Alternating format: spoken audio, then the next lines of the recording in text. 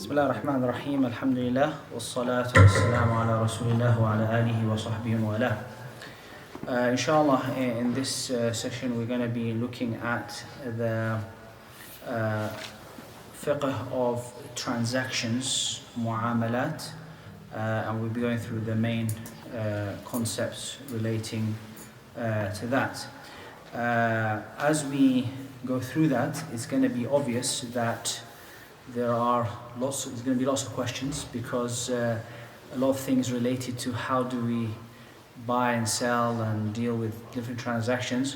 But what we'll do, inshallah, rather than look at specifics, let us cover the whole concepts and principles, and then inshallah we can then go back and extrapolate those questions on those principles, and we can see inshallah what we get up with.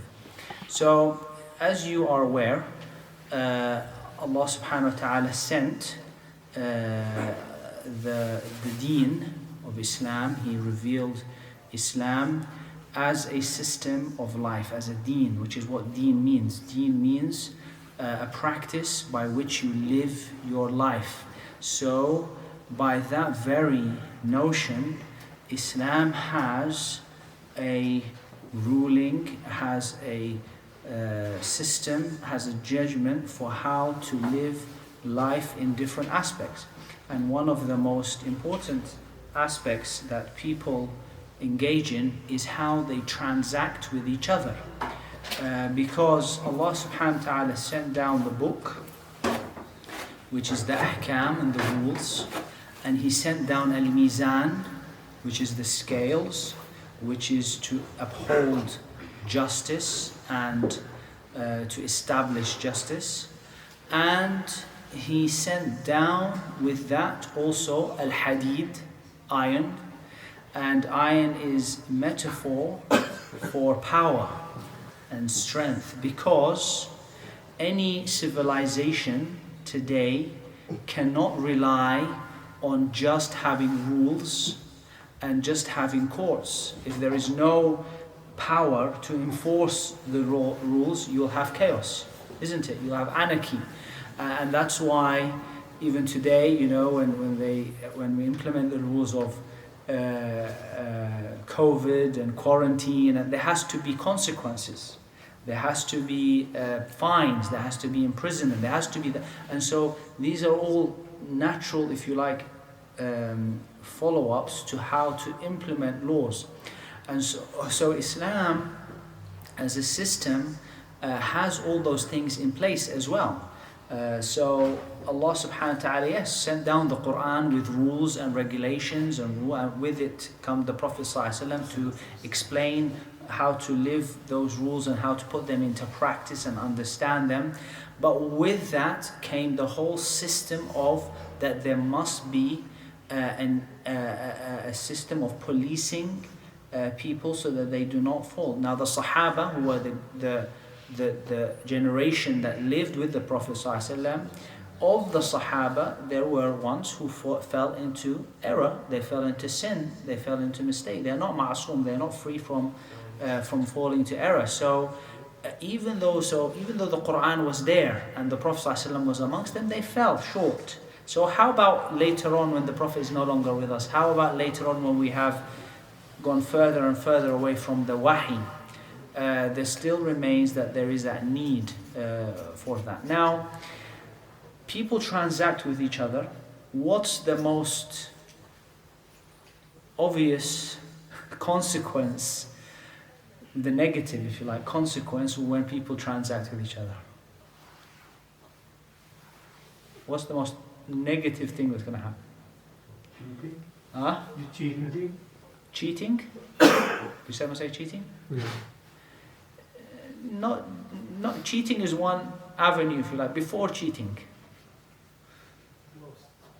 Huh? Lying about the price. That's very specific. Lying. There's going to be disputes. There's going to be disputes, isn't there? I mean, the main thing is how do I make sure that we don't, when we differ, we are going back to principles. okay?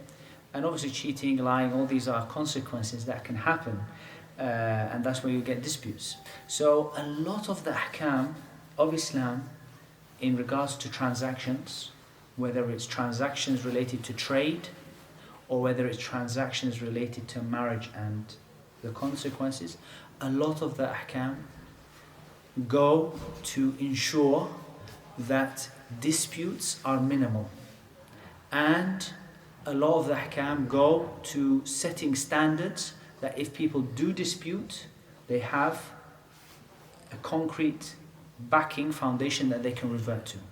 And if you put that in your mind, you will see that you can understand a lot of the fiqh, a lot of the rulings of the deen based on this. That it's about being clear, it's about having clarity in transaction, about knowing what you're saying, what you're intending, and that way you will avoid disputes, you will avoid a lot of the arguments. So we're going to be talking inshallah in this session about the fiqh of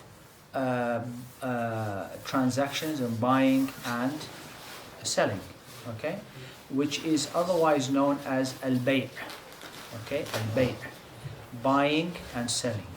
And bay' comes, again, linguistically, it comes from the word,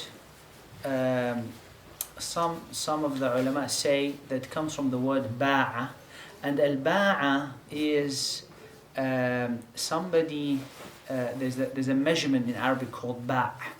Okay, a lot of measurements, some of the measurements in Arabic. So we have a dhira'. Dhira' is the arm's length, yeah? So you call it, this is a dhira', and that's very important because they use that in certain measurements, especially related to tahara and to salah and etc. And then we have what is known as al-ba', and ba' is basically the extension like this. So this is a ba', and it's a form of measurement. You know, people didn't have like meters and things like that. People had to rough exercise. So when you see al-ba', you can see that there's like almost an extension of the arm. So it's like a form of selling. You know, you're extending your arm, you've got your product, giving that product to somebody, and you're taking something else. And when we think of transactions and trade, it's basically about giving something and taking something back, all right? And it doesn't have to be money in the sense of has to be monetary value. You know, in the past, money is relatively new to humans, I mean, in that sense. Before, people just exchanged goods. You know, they exchanged items. And that exchange is bay', is how you transact with things. We know that al-bay' is halal, obviously, because Allah told us it is halal, isn't it? Allah said, أَحَلَّ اللَّهُ الْبَيْعَ. Allah has made al-bay' halal. أَحَلَّ اللَّهُ الْبَيْعَ وَحَرَّمَ الرِّبَى. We talk about riba later on, inshallah, not today.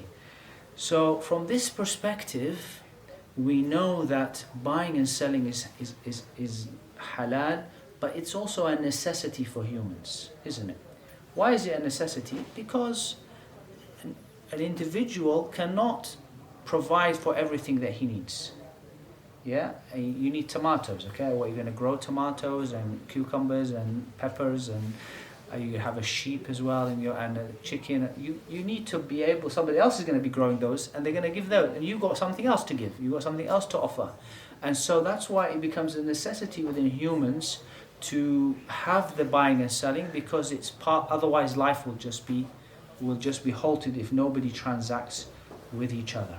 Now, within this whole concept of buying and selling, there are different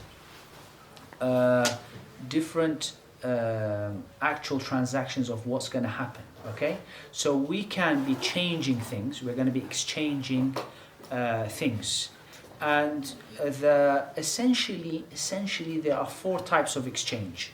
We can say three, but there is a fourth if we want to say. The first one is that we're going to exchange things which are present, and they are here. You know, I have this, yeah, you have this, I'm going to give you that, you're going to give me this, something that, and so here You can see this, you can touch it, you can examine it. I can see this, I can touch it, I examine it. It's quite clear, it's quite straightforward. If it comes to money, again, if I give you a £10 note, you know what that £10 note, you know its value, you know what it's worth, what you can do with it. So it's something which is present, it's there, it can be dealt with. So that is quite clear. It's going to be halal, isn't it? Second type is that I'm going to sell you something which is not present. I'm going to exchange something which is not there. You can't see it at the moment. You can't touch it. You can't sense it. I'm just saying to you, look, brother, I have a computer at home. This is its specifications. This is the size. This is how old it is, etc. So I can describe it to you, okay? And you're going to give me either some money, or you're going to again either show me something. So now we have something which is not present, okay? Now, the problem here is what? Go back to what I said to you before. We were trying to avoid disputes, isn't it? So the problem here is that you are going to take something which you haven't seen. You don't know exactly what is the state of that. Is the specifications right? I might have said to you it's a 15-inch, but actually it's 13-inch. Okay, I didn't. What's 2-inch? Yeah, to friends. But that's going to make a difference, isn't it? So here now we have to say, is that kind of transaction halal or haram? And in basic terms, it's going to be halal, but on condition that the specifications are accurate. Okay?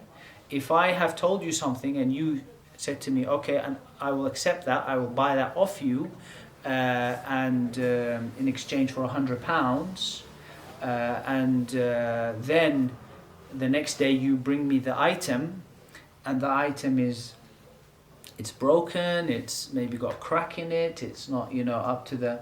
Now the issue is, I've said to you I'm going to buy it or I'm going to take it, but this is not the same as what you described me. So here automatically the Sharia says that if that description falls short of what was actually stated, it means that the person doesn't have to follow, the sale is void.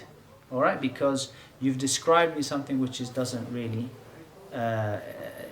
really there. So that's if you like the second type. Okay, the first one was something is there, it's clear, we see it. The second one is something which is absent. The third type is that it's not absent in the sense that it's somewhere at home or in another. Now I'm selling you something which is not made yet. All right, so I'm sending you now a product which I'm promising to deliver. So this might be, I don't know, this might be like 100 kilograms of apples, okay?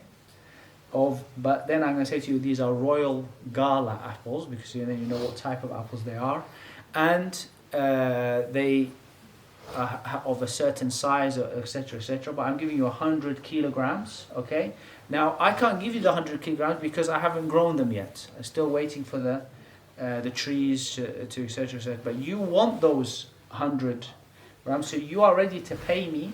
So you give me the money, because otherwise, how am I going to employ the people to do this, and the farmers and the etc. So that transaction is now a third type of transaction, which is a promise that I'm going to deliver you again with a certain description, a certain quantity. So that again is permissible, but it's going to fall within certain categories. Firstly, it's not going to be anything. All right, it's going to be things which are specific, and we're going to talk about those inshallah at a later stage. So that kind of transaction is quite specific, okay? And it's going to be something that has to be again accurate, and it's something which is going to be measurable and reproducible. All right? If I just give you something which is, I'm going to sell you 100 t-shirts. Okay, which I'm going to make, in a factory or whatever, you don't know what kind of quality these t-shirts are going to be, how well they're going to be produced, there's going to be lots of issues there. And in fact, one of the biggest issues that has happened today, and no surprisingly it's happened in Muslim countries, is a big flaw in this kind of transaction. What's happened? People, and I've seen this, and I haven't seen it, but I've witnessed it, is that people will sell something which doesn't fall into this remit, and it's a promise of delivering. What are they selling? Usually property. So somebody has a plot of land, okay? It's just land, but it's worth something, okay? I'm going to build 100 flats on this land, okay? And these are the specifications of that flat. And this flat is going to be worth £100,000, okay? So what happens now, this kind of product, as we'll speak about later on, is not permissible within this kind of contract, okay? Why not? Because, going back to what I said before, the dispute. And this is what happens, and this is what has happened, in fact. The land is there, it has planning permission, okay? I don't have the money to build it yet, okay? Where am I going to get the money? From you, because you're going to buy those 100 flats. You're going to obviously not give me the price of the thing, you're going to give me a profit. So you're giving me now, 100 times 100,000, okay? Was that 10 million? Okay, I know that it's going to cost me 5 million to build, so I've made some profit, but I've raised the capital, I can build now, What happens is, you give me 100,000, because I've promised you that I'm going to deliver you this flat. What happens now is, you own this property, at least on paper. You go and then sell it to somebody else, okay? Because you say a flat. Now you're going to sell it for 150,000 to somebody. It's prime land, etc., etc. So now the cost of this flat has gone up by 50%, okay? And it still doesn't exist. All right, and the guy you've made a profit of 50,000 on something that doesn't exist, and it hasn't even been constructed yet. And so you can see how the potential of dispute happens here. What happens is, I was going to build it for 5 million. 2 years down the line, I found that actually costs have rocketed, and now it's going to cost me 12 million to build. And so now I don't even have the money to build it anymore. Okay, so anyway, the point being, I don't want to give you very detailed examples, but you can see that how potentially, and how the Islam cuts off these potentials for disputes, because you're selling things which don't exist, and potentially there's going to be problems. So that kind of trade, there's a big question mark over it in terms of it, and that's why it's very specificity of how to deal in them. And the last category, because I said to you there's essentially 4 categories, the last category of selling, or what you can sell, some people say, and they call it today the service industry. And so you can sell service. Now technically we might say it's a selling, but in reality it's not selling, it's more like a renting. And that's a separate topic, which again we will cover in due course, inshallah. So from that perspective, we know that buying and selling is halal, but it has to be very clear. We have to be selling things and items which are easily described, that they are going to be reproducible if we're going to be selling things in the future, or at least we can promise to deliver on certain items. But we cannot sell things which are going to have so many elements in them that there's going to lead to dispute. So that's the types of sell, if you like. Now, when we look at selling as a whole package, essentially there are 6 pillars to any sale. 6 pillars to any sale. What are those pillars? They can be, if you like, squeezed into 3, if you like. So the first squeezed pillar is the 2 sides of the contract, the people who are transacting.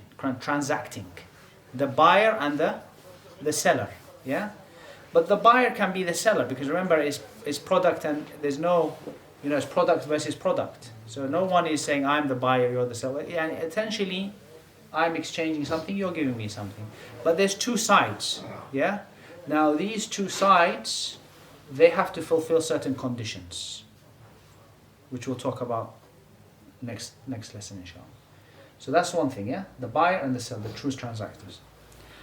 That's the first, or the first two pillars. The second pillar is what is, again, subdivided into two. It is the proposal and the acceptance. Okay?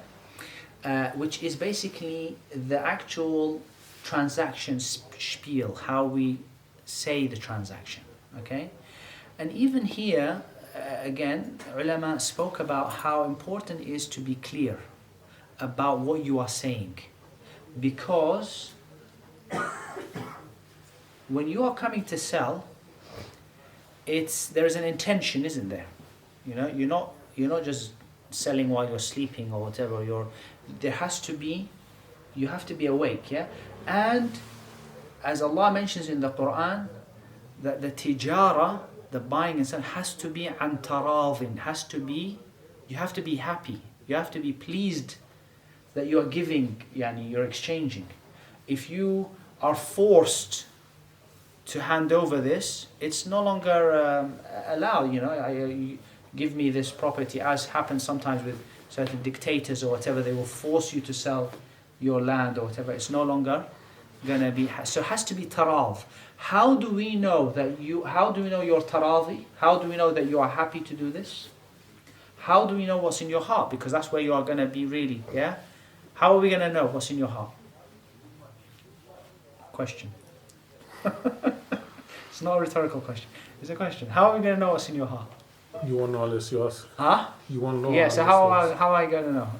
If you ask.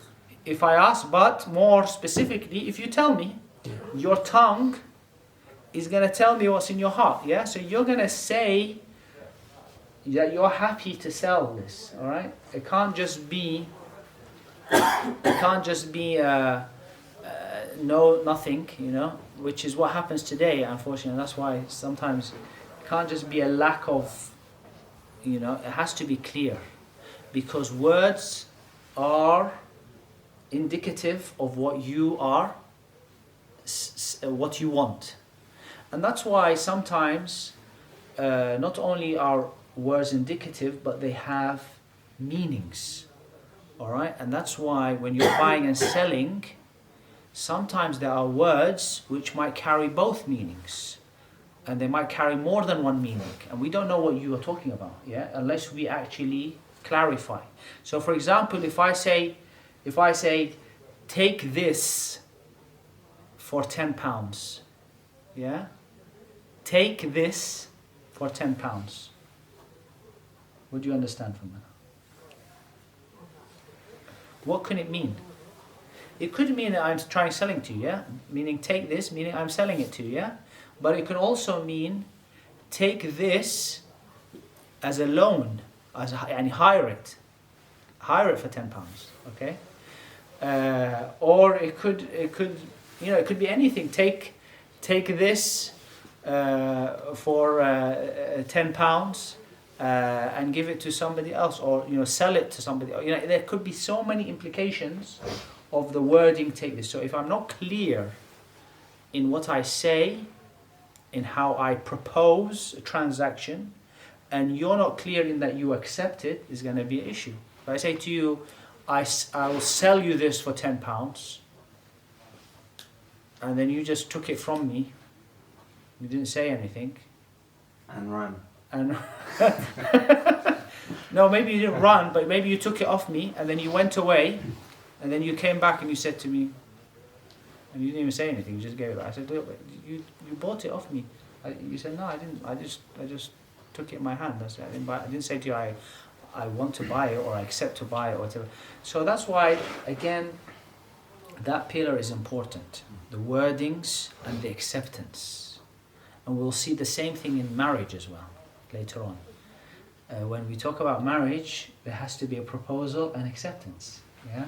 So when the wali, the guardian, proposes, or the man, the groom proposes, he will say, I give you my daughter in marriage. Okay. There has to be an acceptance. You have to say, I accept. Yeah. And this is probably why you have, the Christian tradition, what you see in maybe happening in churches and things like, I do. They'll say, do you accept? I do. I do. There has to be a pronunciation of that. But then here we have some subdivisions which we won't talk about now, but I just mentioned. So what happens if somebody can't talk? They're dumb. What happens there? Can you buy and sell by just signal? Yeah? Like it happened in the auctions, just put your hand up or something, just go, they move their nose or whatever. Or what happens, can you buy and sell by text message? And these are all questions that will rise, because are they indicative of what we're saying? And then the last pillar, which again is subcategory, is the actual product. Yeah? What are we selling? The product has also have to be, fulfills conditions. And product, we said, is two ways, because I'm giving you a product, you're giving me a product. So both of them have to be acceptable. So those are the 6 pillars. Yeah? The buyer and the seller, or the two transactions. The wording, which is the proposal and the acceptance. And the product that is being, the products or the commodity that is being exchanged. Each one of those has to have conditions to fulfill, so that the transaction can be halal. Okay? So, let us look now, and we'll end inshallah, look at the product itself. Okay? What conditions does the product have to have in terms of it being halal to be able to be sold? So, first of all, it has to be owned. Okay? You cannot sell something that you do not own. Alright? So you might say, how does that work? Well, you might have taken your mom's car and you want to sell your mom's car. Okay? You don't own the car. Your mom owns the car. Okay? So you can't sell your mom's car. Yeah? You can't just, or anything for that matter now. You just, or you come and you sell, know that I, for example, have a car and I want to sell it, okay? And then you go to somebody else and you say, as some people do the transaction. So you know that I want to sell my car for £1,000. You find somebody who wants to buy it.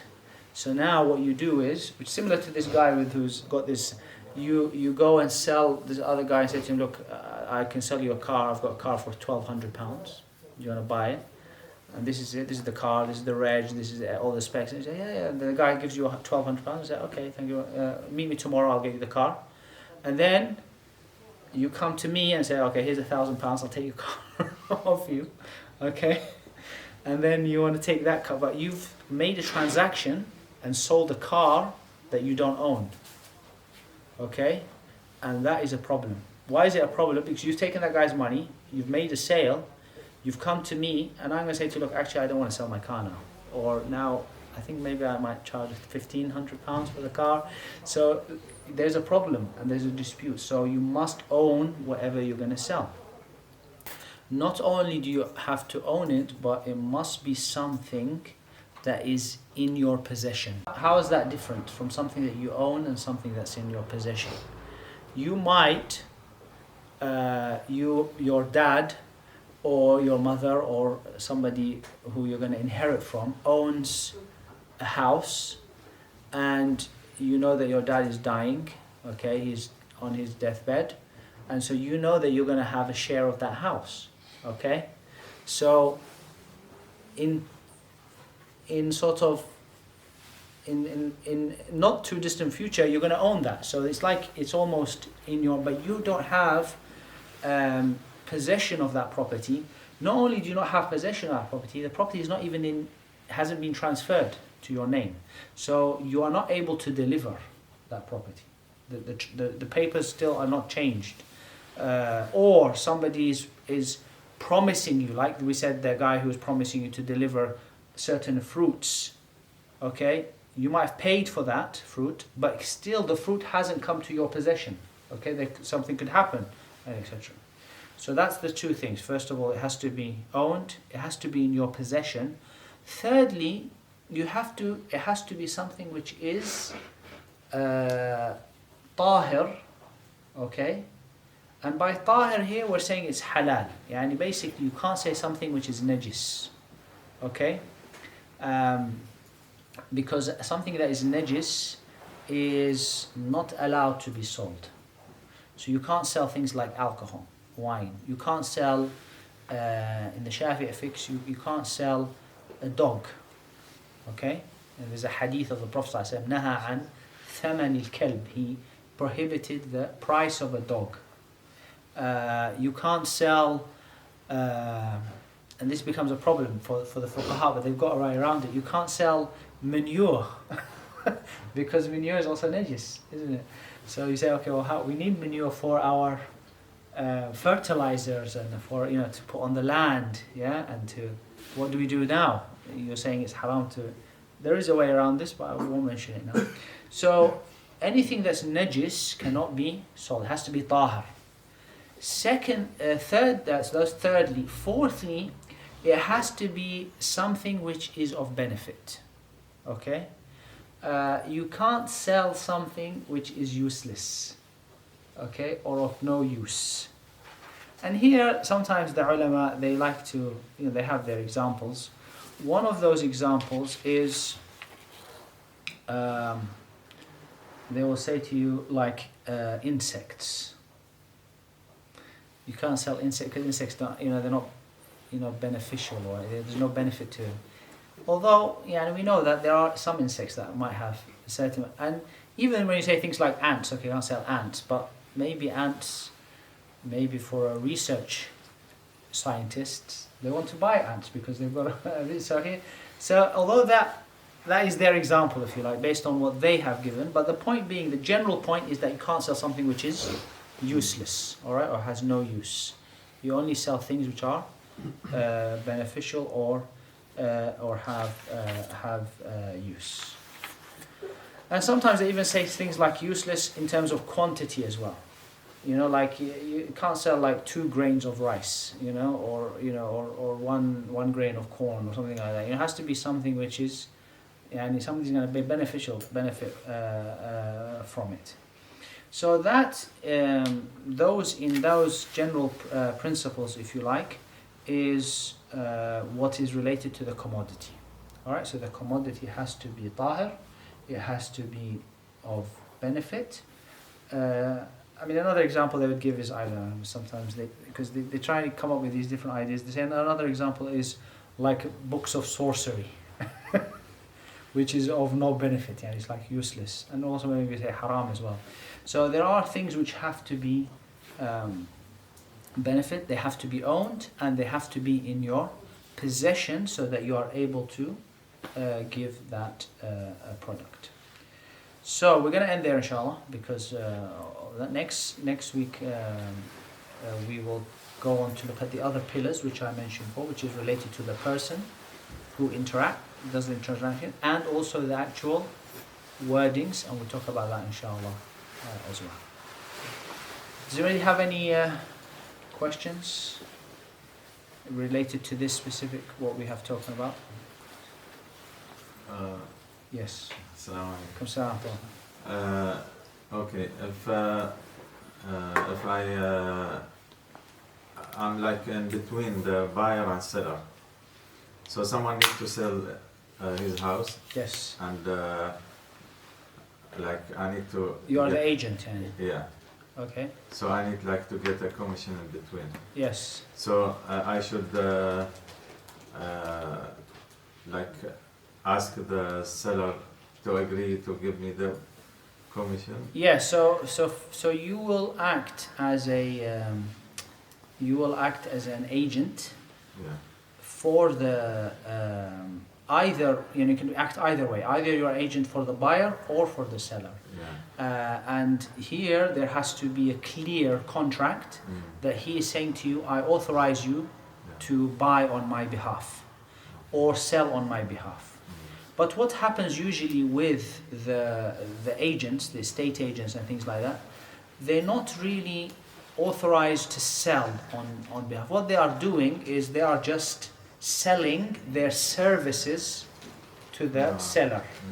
Because what does an estate agent do? When he finds a buyer, he doesn't sell it to the buyer. He comes back to you and he says to you, I found you a buyer. Do you agree to sell it to him? So you're still the seller and the buyer, they're still transacting. You are the, if you like, the introducer, and you are selling your service to the seller or the buyer. You say to him, look, if I find you somebody to buy it, you will pay me this much. So now it's become, what you are selling is your service. The actual transaction of the house or the car, whatever, that's still between the people who own the property and the one who is paying for it. So yeah, that's a different. Okay, we'll end there inshallah. Jazakumullah khair. I think Isha next week is 8:15. So after Isha, we're gonna after Isha there will be the beginners class, and then after that will be the intermediate class. And you're welcome to attend either or both, or none of them. Jazakallah khair. Subhanakallah. Alhamdulillah. Nashhadu an la ilaha illa anta astaghfiruka wa atubu ilayk.